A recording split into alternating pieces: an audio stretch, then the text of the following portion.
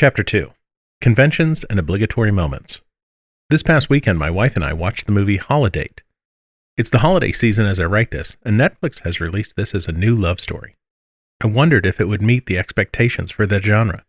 Sure enough, about 3/4 of the way through the movie, the two lovers break up, and it looks like they are done for good. Gasp. This is the lovers breakup moment. Same thing with the latest Mission Impossible movie I watched with my kids.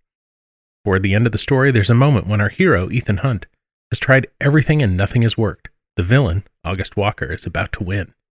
This is the hero at the mercy of the villain moment. These, of course, are not spoilers. They are moments in the story that must happen for us to be satisfied as consumers of the story. You see this in every great story. The quote-unquote lovers meet at the beginning of a love story. The giant final battle in a war story. The big everything rides on this concert at the end of a performance story. The showdown with the monster in a horror story. What are these things? Why are they in every story? Inside of StoryGrid, we call these obligatory moments. However, these obligatory moments don't just happen. They are set up by conventions that are particular to our genre. Every crime story needs someone trying to solve the crime, a detective perhaps. A horror story has to have a monster. An action story kicks off with an initial attack by the villain, what we call the shadow agent.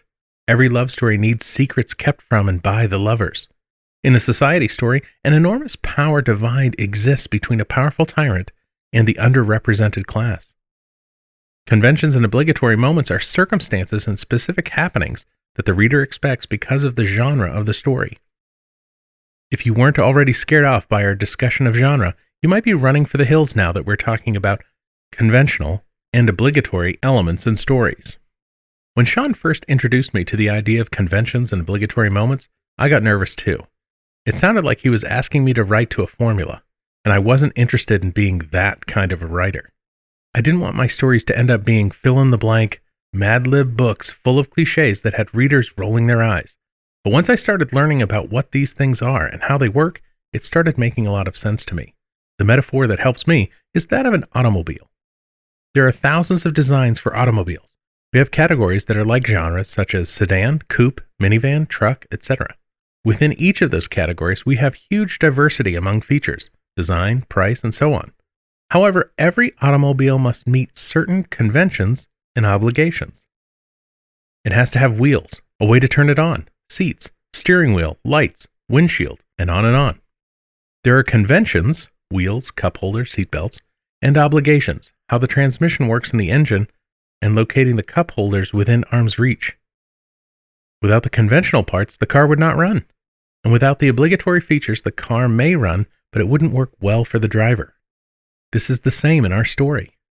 Every genre has its conventions and obligatory moments. Our story needs these things in order to work. They create the minimally viable version of a story in the genre we have picked. Without them, readers will not enjoy our story. Often, they won't consciously know why, but subconsciously, they will know there is a problem with the story. Once we choose our genre, the next step is to identify the conventions and obligatory moments our story must have to meet reader expectations. This doesn't create a cliché story. In fact, conventions and obligatory moments point to the extremely important parts of our story that we need to innovate. They also allow us to be better editors of our own story and add to the common language toolbox between us and our editors. It changes the conversation from, there is something missing in your ending, to, you don't have the speech and praise of the shadow agent in your story. And that is an obligatory moment of an action story. This is the kind of feedback we can use to fix our stories.